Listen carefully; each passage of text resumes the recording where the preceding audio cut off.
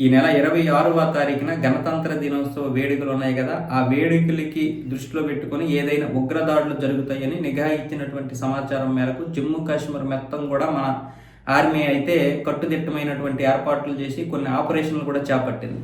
ఈ ఆపరేషన్లో ఒకటి చిక్కాడు, జైషే మహమ్మద్కి చెందినటువంటి ఒక టాప్ కమాండర్ చిక్కాడు.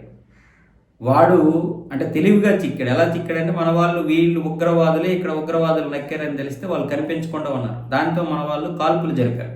మామూలుగా ఆ కాల్పులు జరపడంతో వీళ్ళు బయటకు వచ్చి ఎదురు కాల్పులు జరిపారు. ఈ ఎదురు కాల్పుల్లో మొత్తం వీడైతే హతమైపోయాడు. ఎక్కడంటే జమ్మూ కాశ్మీర్లోని కతువా జిల్లా బిల్లావర్ సమీపంలోని పరిహేటర్ అటవీ ప్రాంతంలో ఉగ్రవాదులు నక్కి ఉన్నారన్న పక్కా సమాచారంతోనే జమ్మూ కాశ్మీర్ పోలీసులు, ఆర్మీ అంటే రైజింగ్ స్టార్ కోర్ప్స్ సిఆర్పిఎఫ్ సంయుక్తంగా గాలింపు చర్యలు చేపట్టాయి. ఈ క్రమంలో ఉగ్రవాదులు కాల్పులకు తెగబడడంతో భద్రతా బలగాలు ధీటుగా బదిలించాయి. ఈ పోరులో జైషే మహమ్మద్కు చెందిన అగ్రశ్రేణి కమాండర్ ఉస్మాన్ అలియాస్ అబూ మావియా హతమయ్యాడు. గత 2 ఏళ్లుగా ఉదంపూర్ కతువా బెల్ట్లో క్రియాశీలకంగా వీడు ఉంటూ అనేక దాడులకు పాల్పడుతున్నట్లు గుర్తించారు. వీడి వద్ద నుంచి అత్యాధునిక M4 ఆటోమేటిక్ రైఫిల్తో పాటు భారీగా పేలుడు పదార్థాలను బలగాలు స్వాధీనం చేసుకున్నాయి. హతమైన ఉస్మాన్ గతంలో 2 సార్లు భద్రతా బలగాల నుంచి త్రుటిలో తప్పించుకున్నాడు. మొత్తానికైతే దొరికాడు, లేపు పడేశారు.